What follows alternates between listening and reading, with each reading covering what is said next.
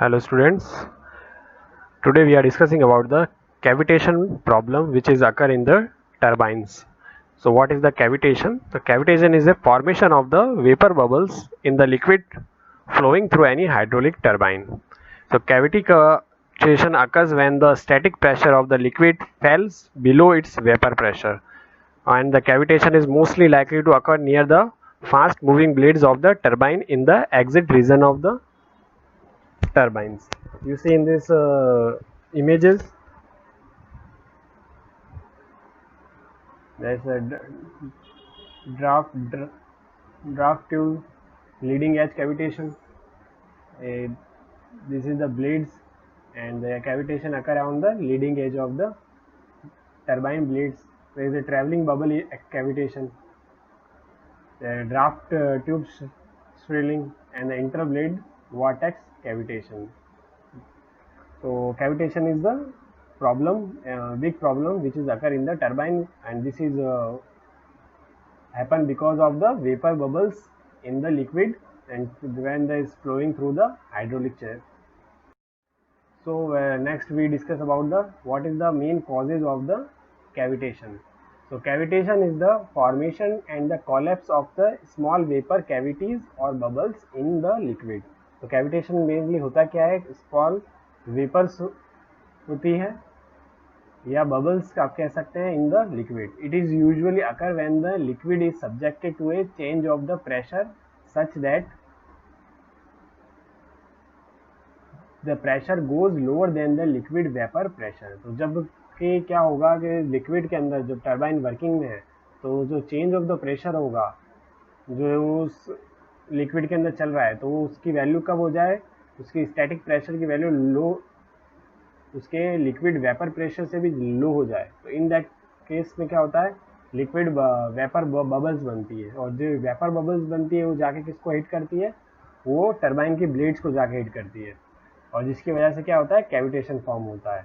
So cavitation is the formation and the collapse of the small vapour cavities or bubbles in the liquid and it is usually occur when a liquid is subjected to a change of pressure such that the static pressure goes lower down than the liquid vapor pressure, which will cause the formation of the bubbles in the liquid. इसकी वजह से क्या होता है, bubbles का formation होता है liquid के अंदर. जब क्या होता है, उसका स्टैटिक प्रेशर उसके लिक्विड वेपर प्रेशर से भी कम हो जाए. तो जब ये तरह से इस तरह की कंडीशन फॉर्म होगी और जब बबल्स फॉर्म होंगे तो क्या होगा, तो when the subjected to higher pressure, जबकि टर्बाइन क्या है, हायर प्रेशर टर्बाइन के अंदर है, and this bubbles implode, bubbles बनने चालू होते हैं, and when this implosion happen near the solid material, for example pump impeller, the bubbles implode with a micro jetting heating and the material surface. तो क्या होता है, बहुत ज़्यादा हाई प्रेशर से ये जो बबल्स है वो एक साथ उसके क्या करते हैं, उसके मटेरियल की सरफेस को हिट करते हैं. इसको माइक्रोजेट हीटिंग भी कहा गया है. छोटे छोटे बबल्स आपस में जाके एक साथ हिट करते हैं, उसको माइक्रोजेट हीटिंग कहा गया है.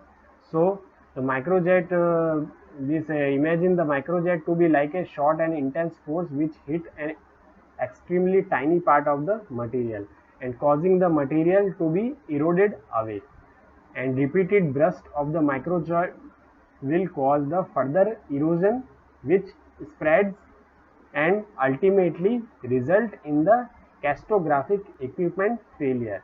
You can hear cavitation occurs in the pipe. It sounds like stones going through the pipe. तो जब भी टर्बाइन के अंदर क्या होता है, कैविटेशन फॉर्म होता है तो उसकी वजह से क्या होता है, स्मॉल स्मॉल बबल्स बनते हैं और स्मॉल बबल जाके किस पे, ब्लेड्स की जो सरफेस है उस पर जाके हिट करता है. तो बिल्कुल इस तरह से साउंड आता है जैसे कि स्टोन्स वगैरह किसी पाइप के अंदर जब चले जाते हैं तो हम उसका जैसे साउंड होता है उसी तरह एक साउंड होता है, बहुत हाईली नॉइज डेवलप होती है.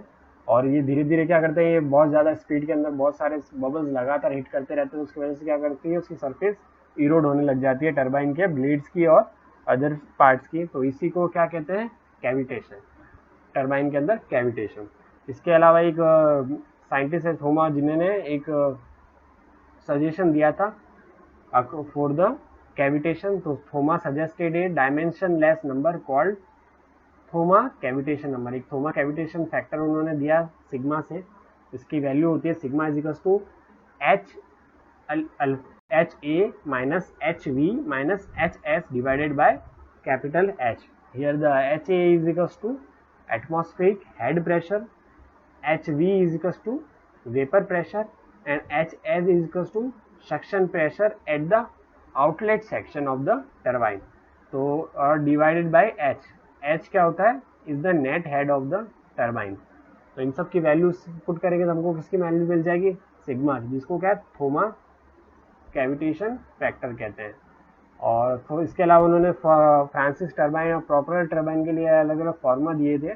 तो फ्रांसिस टरबाइन के लिए फार्मूला था सिग्मा सी की वैल्यू है 0.625 NS डिवाइडेड बाय 380.78 की पावर होल स्क्वायर. और फॉर प्रॉपेलर टरबाइन एनसी की वैल्यू क्या है 0.28 plus 1/7.5 multiply by NS divided by 380.75 की पावर क्यूब.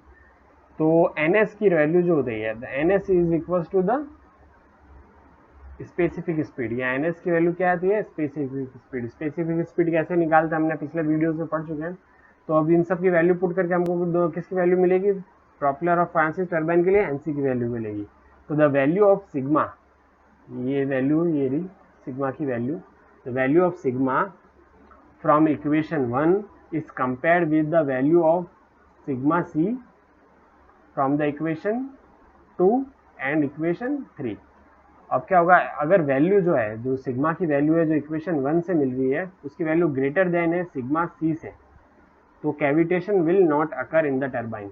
तो एन सिग्मा की वैल्यू क्या होनी चाहिए, हमेशा बड़ी होनी चाहिए किससे, सिग्मा सी से. ये कंडीशन किसके लिए होती है, to avoid the cavitation in the turbine.